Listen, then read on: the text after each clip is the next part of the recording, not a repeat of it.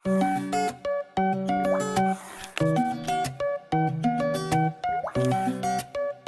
Friends, welcome to our channel legal knowledge. इस video में हम बात करेंगे फ्रेमिंग ऑफ इंडियन कॉन्स्टिट्यूशन। इसके पहले मेरी एक और वीडियो डली है historical background of Indian constitution, वह भी आप देख लें जिससे आपके सारे डाउट क्लियर हो जाएं। तो जो फ्रेमिंग ऑफ इंडियन कॉन्स्टिट्यूशन है वह है 1906 से 1950 तक। 1906 में स्वराज की जो संकल्पना थी, स्वराज मतलब अपना राज्य, इसके द्वारा कॉन्स्टिट्यूएंट असेंबली होना चाहिए, ये इम्प्लाइडली कहा गया। परंतु एक्सप्रेसली जो आइडिया है कॉन्स्टिट्यूएंट असेंबली का वह पहली बार एम.एन. राव के द्वारा 1934 में दिया गया।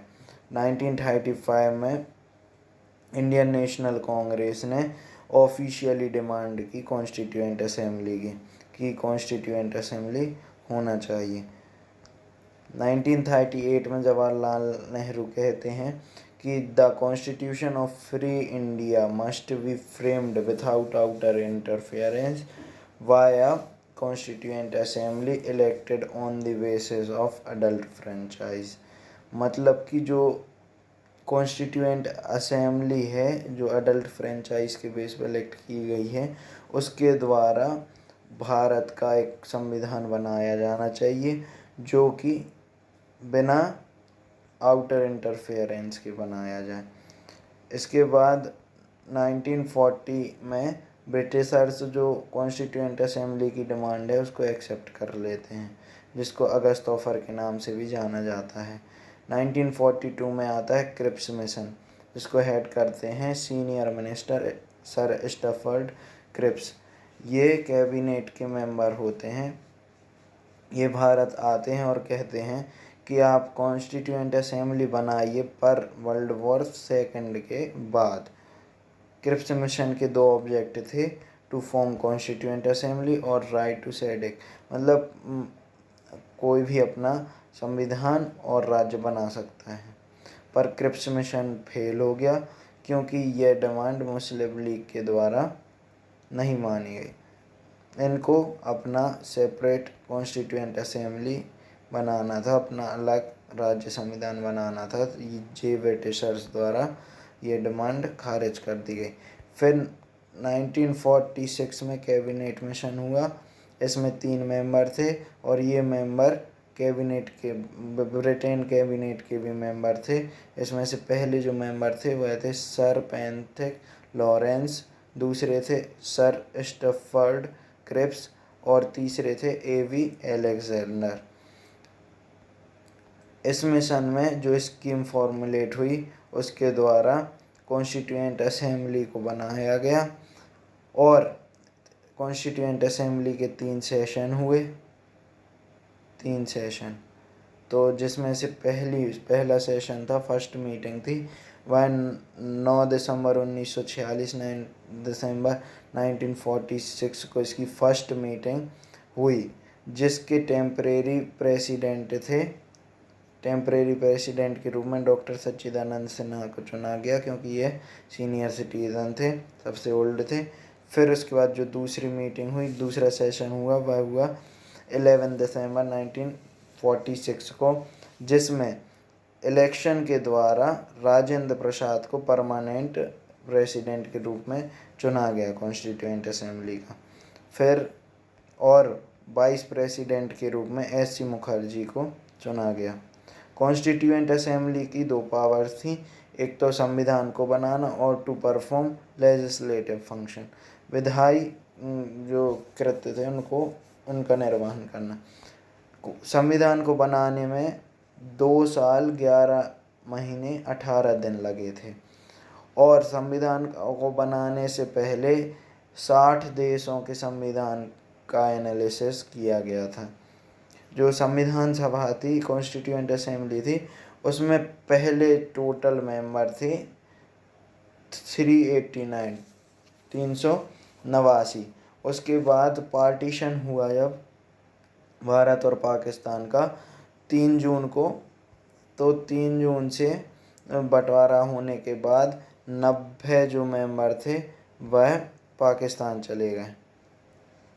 तो अब मेंबर बचे 299, जिनमें से 284 ने साइन किया और जिसमें से 284 में से 8 महिलाएं थीं, 8 महिलाएं थीं। इसके बाद कॉन्स्टिट्यूएंट असेंबली जो थी उसको फर्स्ट पार्लियामेंट ऑफ इंडिया भी कहा गया। इसके दो फंक्शन थे, पहला तो कॉन्स्टिट्यूशन को फ्रेम करना और चेक करना, और दूसरा था टू फॉर्म लेजिस्लेटिव फंक्शन। तो जो कॉन्स्टिट्यूशन को चेक करना था और फ्रेम करना था उसको उसके चेयरमैन बने डॉक्टर राजेंद्र प्रसाद, और जो विधायी कार्य थे टू परफॉर्म लेजिस्लेटिव फंक्शन उसके चेयरमैन थे जीवी मालवंकर।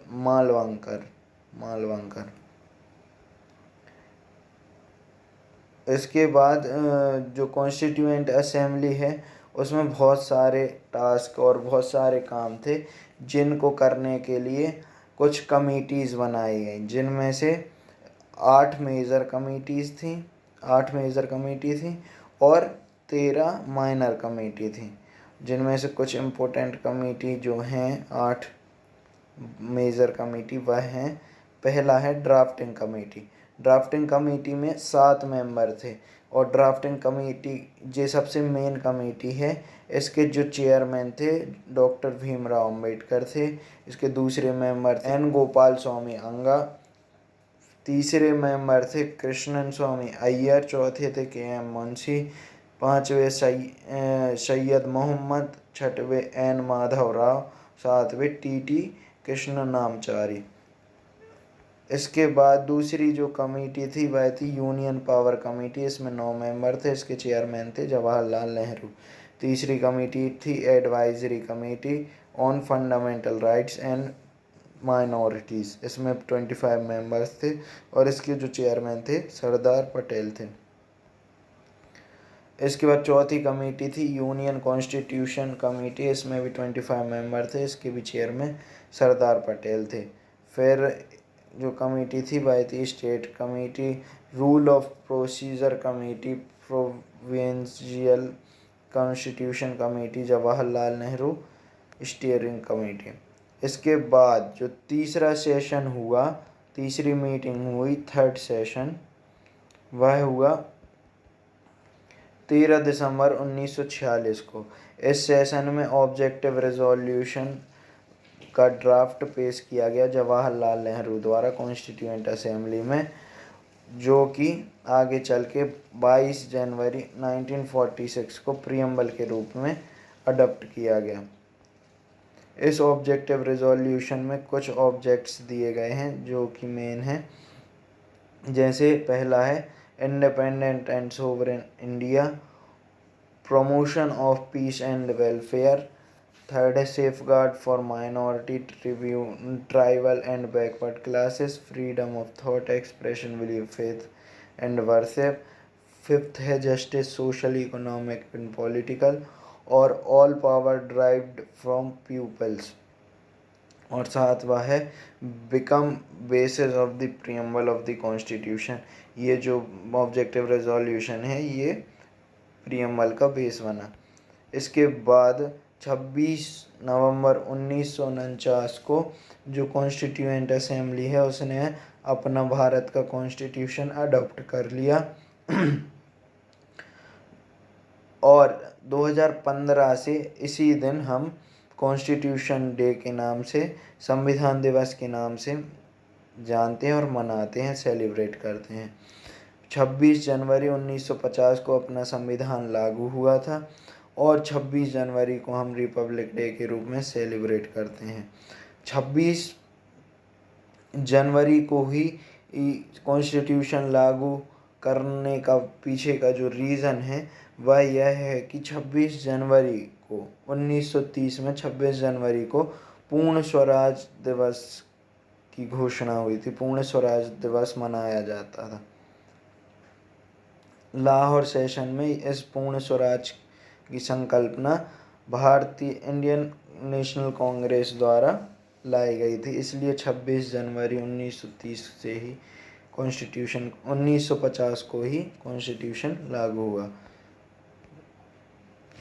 एक नोट है जो है कि जो 26 नवंबर 1949 को जब संविधान को अडॉप्ट किया गया, तभी से जो 15 आर्टिकल थे उनको एनफोर्स कर दिया गया था। मतलब 15 आर्टिकल ऐसे थे जिनको तभी लागू कर दिया था, जो कि सिटीजनशिप के थे, कुछ इलेक्शन पे बेस्ड थे, कुछ आपके जो थे पार्लियामेंट से रिलेटेड थे। तो ये 15 आर्टिकल कुछ 26 नवंबर 1949 को ही लागू कर दिए। बाकी के जितने प्रोविज़न थे वह सारे 26 जनवरी 1950 को ही लागू हुए। फिर 24 जनवरी 1950 को हमने अपना national song Vande Mataram adopt किया, जिसको कंपोज किया था बंकिम चंद्र चटर्जी ने। और हमने अपना नेशनल एंथम भी 24 जनवरी 1950 को अडॉप्ट किया था, जिसको 52 सेकंड में गाया जाता है और रविंद्रनाथ टैगोर द्वारा इसको कंपोज किया गया है। इसके बाद जो हमारा नेशनल फ्लैग है तिरंगा, उसको 22 जुलाई 1947 को हमने अडॉप्ट किया था। इसको डिज़ाइन किया था पिंगाली वेंकैया ने। ये बहुत इम्पोर्टेंट है, आप इसको नोट कर लें। और 24 जनवरी 1950 को ही हमने अपने पहले प्रेसिडेंट को इलेक्ट किया था, जो थे डॉक्टर राजेंद्र प्रसाद। ये था फ्रेमिंग ऑफ इंडियन कॉन्स्टिट्यूशन।